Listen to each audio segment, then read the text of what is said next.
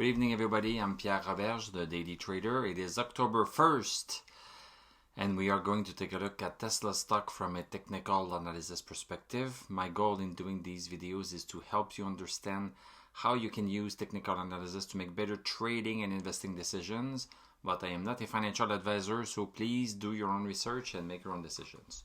Okay, so Tesla closed down 26 cents. 0.03% at 775.22. Post-market, we are down 29 cents.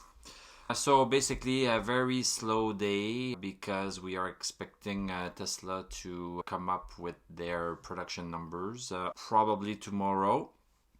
And so we have a red candle right now. We did a little bit of a low. So our low was 765. So we touched 765 almost perfectly, and the high of the day was not that high though. So we are stuck, I would say, right now in a descending triangle. So yesterday we had a symmetric triangle because we had a line right here, but now because of the day that we did today, then it just changed this whole pattern. This is a descending triangle. So descending triangles mean that the stock is making lower highs but the same lows, and the concept is that the stock should be breaking the support at 765. But in this case, since we are expecting the production numbers, this can go any place.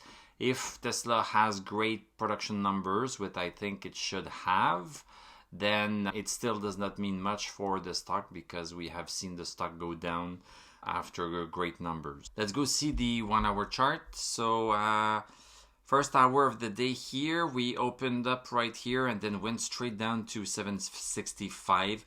Look at this. I like to see this perfection. It just closed the first hour. The body of the first hour closed right at 765. If we need to be precise, we closed at 765.23. Then we opened exactly at the same place, went up, then went up and down, and basically just went pretty much sideways. Let's go back to the daily chart. So Stochastic at 73, slowing down a little bit, but still quite good. MACD is about to break over bearish. It has not done so yet, and the DMI is getting closer and closer. So let's just wait to see what the production numbers are going to do.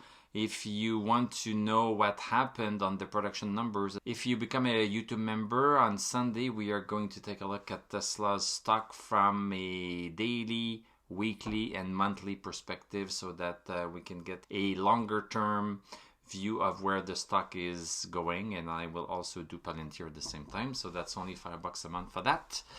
You can click on my TradingView affiliate link also, but if not, I'm going to wish you a great weekend. We are going to talk on Monday, and I'm going to tell you à la prochaine.